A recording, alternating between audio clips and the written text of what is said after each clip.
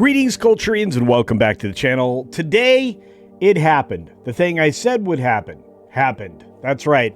Spider-Man Brand New Day broke Avengers Endgame box office opening record domestically.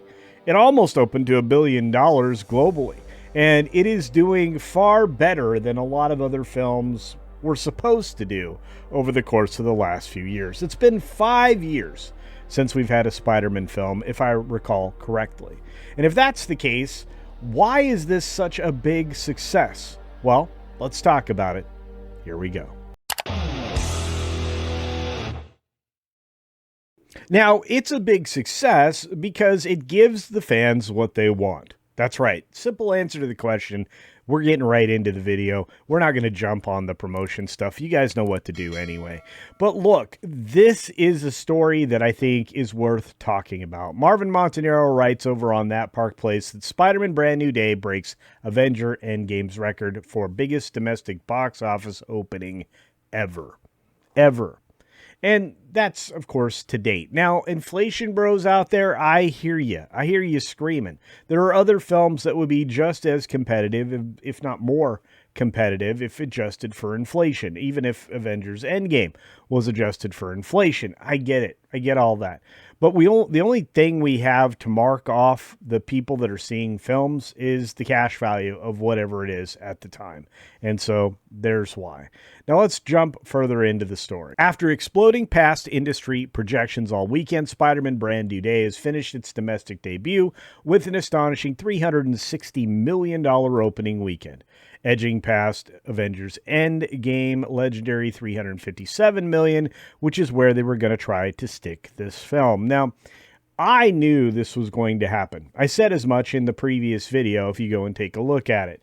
I was like, it's not done yet. It's not quite right. The fall off they're projecting for Sunday is wrong. It's too aggressive. And it was. They were using their stalking horse method of projecting what would happen using something like Odyssey, a rated R film, versus something that would have been a PG-13 film. And for that, they missed out on the 15% drop that it suffered. So we ended up in a much better situation with Spider-Man Brand New Day. And look, it owns the biggest domestic opening ever, but there's something bigger than that. Let's jump back into the story. For years, Avengers Endgame looked untouchable. It did.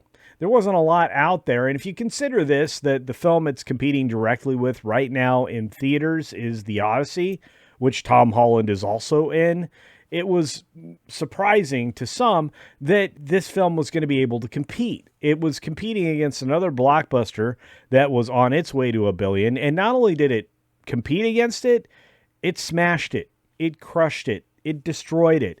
Domestically, it performed in a way that most people are surprised by. In one weekend, it almost came up to the same domestic equivalent as the Odyssey. Globally, it surpassed it by, well, tens of millions at this point. And the culmination of Marvel's Infinity Saga opened to $357 million domestically in 2019, setting a benchmark that many believed would stand for decades. Not me. I knew eventually something would come along and beat it back, and it did. It's just it happened to swing into action in a way that nobody could have predicted. That record only lasted 7 years. Spider-Man Brand New Day has officially taken the crown. It's a new all-time domestic opening weekend. You have Spider-Man, then Avengers Endgame, then Spider-Man No Way Home, then Avengers Infinity War. Notice how there are 2 Spider-Man films in there. Isn't that great? The character that stays most true to itself, the one that's now had 4 films, solo films by himself, just seemed to do the best. It's not surprising. It stayed truest to the original source material and truest to, well, fans' hearts. And while people can argue that MJ isn't the actual MJ, I agree with you wholeheartedly. But we didn't really end up with MJ as MJ in this last movie. In fact, we ended up with a character that was unknown to Spider-Man or vice versa at the time that he's still in love with her. He's living his life as the hero that New York needed. And he does it in such a spectacular way that I just feel like every moment that you're there with him, you're there with the character you grew up with when in the comics. And I don't see a lot of that anymore. Now, It did it all without a full IMAX rollout. And again, this is a big part of this conversation. No IMAX theaters were involved. There were some PLFs, but they weren't IMAX. And IMAX actually has rolled back some of the Odyssey screenings starting August 7th, despite the fact that the Odyssey extended, I believe, into August 17th as far as its 70 millimeter domination, or its largest IMAX screens. And because of it, the record becomes even more remarkable. Christopher Nolan's The Odyssey is continuing to occupy those screens and will for quite a while, especially the 70 millimeter IMAX locations. That's not going anywhere anytime soon. And Sony only recently announced that Brand New Day received a wider digital IMAX rollout beginning this week. And you're going to start to see a takeover of theaters that Odyssey may have thought were safe. They shot their film on IMAX film and in IMAX fashion for a reason. They had to build special boxes to mute the camera sounds that were coming out of them so that they could hear themselves and hear the dialogue they were recording. At the same time, all the PLFs kind of had surrendered it to the Odyssey prior to Spider-Man Brand New Day, and they are incredibly important to a modern blockbuster rollout. Spider-Man still managed to break the all-time record without full access to those screens, releasing on over 4,487, if I'm not mistaken. And to add to the insanity, nearly 1 billion worldwide in 3 days. Now, that's not entirely accurate. I want to be fully transparent with you. You had 2 days of previews. You had Wednesday and Thursday. Wednesday for Amazon screenings and Thursday for the actual preview days. All of those were added into this. So it's actually technically 5 days. And I've tried to make that explicitly and abundantly clear over the course of the last few years here, because this isn't the only time that this has happened this year, where you have a 5-day cycle of release that they pretend is just the weekend, and it's not. But Spider-Man Brand New Day also opened to approximately 932 million worldwide, nearly $1 billion, just behind Endgame once again. And that's not surprising, at least not to me. It's extraordinary by any number standard, but it's not extraordinary to what the potential is for this character, and for Tom Holland's ability to play this character. Many successful blockbusters never reach 900 million during their entire theatrical run. I'm looking at you, DC. You haven't done that in a minute. And Spider-Man nearly accomplished that feat before its first weekend had even ended. And I'm just going to say that. It's a feat of its own. These films have to be measured in the time that they come out. They have to be measured for quality in the time that they come out, or with their competition. Nothing measures up to Spider-Man. With exceptional strong audience reception and little immediate competition, the film now appears well positioned for a lengthy theatrical run that could ultimately place it among the biggest releases global of all time. Yeah, like $2 billion. In fact, if the film hits $2 billion, I'm not going to be surprised. I don't think that moviegoers are going to abandon this film quite so quickly. And I think repeat viewings are going to be something that a lot of people talk about. The success of Brand New Day is also another reminder that audiences haven't abandoned superhero films. That so-called superhero fatigue that I keep saying is bad movie fatigue, well, that just proves out to be true, at least because of this film. And for years, that exclamation's been coming primarily out of Marvel. That, hey, here's the excuse we have, people have superhero fatigue. But recent history is telling you a more nuanced story, as Marvin says here, and he's right. Spider-Man No Way Home became one of the biggest films ever released. Deadpool and Wolverine delivered another enormous success, and that was R-rated.